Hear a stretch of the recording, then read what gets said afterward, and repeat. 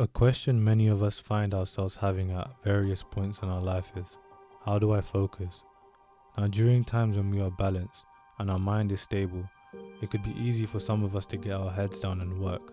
But what about when life isn't running smoothly?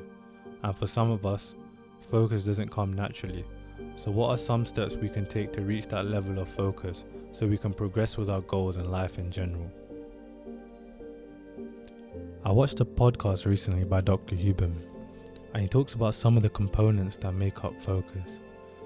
Imagine an arrow, the fletching being dopamine, which he refers to as motivation, the shaft being this chemical called epinephrine, which helps provide our body with energy and alertness. Lastly, the arrowhead being this chemical called acetylcholine, which helps you draw your attention to a specific point to focus on. He refers to it as a spotlight. The combination of these three things create focus. Now, you're probably wondering, how will you put this scientific example to use? Dr. Huberman emphasized the importance of optimizing our sleeping behavior. He says, 80% of the time, quality sleep will help modulate our focus and attention. This gives a perfect foundation to build up our focus endurance. Start aiming for between 7 to 8 hours of good quality sleep. I suggest picking a time to fall asleep every night and a time to wake up every morning, and be rigid on adhering to those time frames. You'll have the odd day you'll end up sleeping later, but to remain on that schedule, still wake up at that time you set yourself for the morning. It is easier to get back into the flow that way, and make sure you definitely get to sleep on time the next night. Try to keep your phone and any blue light away from your eyes an hour before sleeping. Reading a good book helps fill that time and make it productive as well.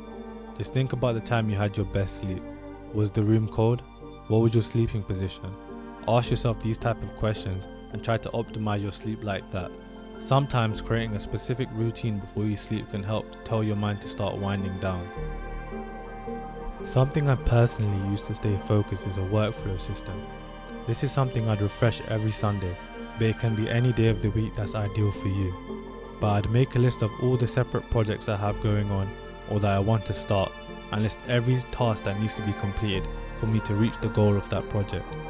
Then I'd have a timetable filled with pre-scheduled events and activities, and I'll try to fit in when and during what time period I can complete a certain task.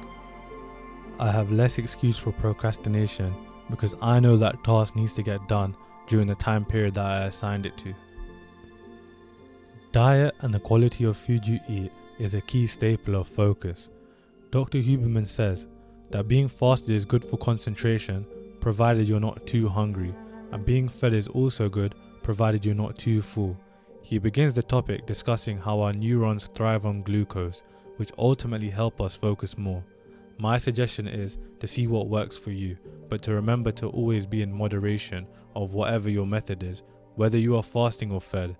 My personal preferred choice is being fasted, usually between the 4 to 8 hour time frame. Give both fed and fasted a try and see what works for you. You have to treat these tips like a science experiment and ultimately use a combination of what works best.